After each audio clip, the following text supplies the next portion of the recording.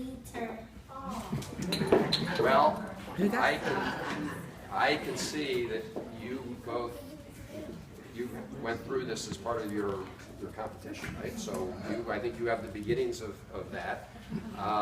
Let me say, in my view, what it takes to be a great leader is to stand up for things that may not be popular at the time. You really need to keep the courage of your convictions and focus on what you think is right, and focus on the values that you believe in. And when I go back and look at other great leaders like in the civil rights movement and people who supported that, especially many of the people supported that when they thought that it was, not the politically easy thing to do. Those are the people who shed their blood and who also took on really tough political battles to move the country forward. Those are the people I respect. Those are the courage is when people stand up to do the right thing, even in the face of a popular view on the other side.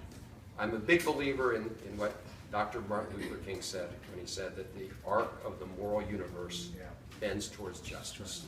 I believe that in all my heart. I also believe that we need to do our part in giving it a tug so that it bends faster and farther towards justice than it might if we were not engaged. And I think that's the difference between how fast we move as a country on our journey down the path, how whether people are willing to get individually involved in making change. So leaders are people who are not afraid to make tough decisions in order to make our country even better.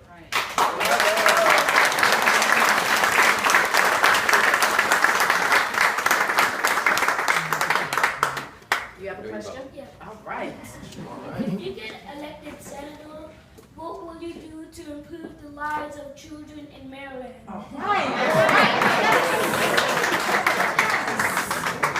That is the fundamental question, right? Because we are all about your future, right? If you don't have a bright future, our community does not have a bright future. I can see that you have a bright future. We need to make sure that every child in Maryland and America has that opportunity. So what that means is, number one, making sure we have a school system that has the resources that can help provide all the opportunities in every part of Maryland, regardless of where people live. And it begins with early education. It begins with providing every student an opportunity to get a good start. So that means the early Head Start or Head Start programs, other early education programs that actually provide important context and important boost. So, but then it's K through 12.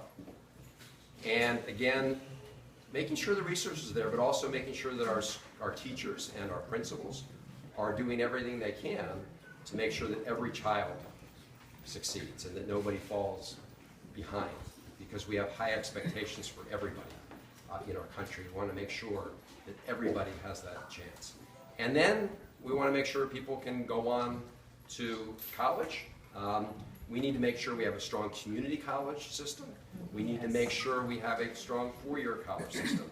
We need to do a much better job in our college systems, both community college and 4 years, of making sure that when you're going to be graduating from those colleges, that you have the skills that you need to get a job and get ahead. Many of our colleges, whether they're 2 years or 4 years, are not yet fully preparing people for the skills that they need. And we need to have much more collaboration between those who are providing the jobs and the community colleges that are helping people, and the four-year colleges that are helping people on their path toward trying to get those skills. And if we can have more collaboration, then people can go to college, get the skills, and there'll be a good job for them in the workplace. So that was a big question. That was a good one.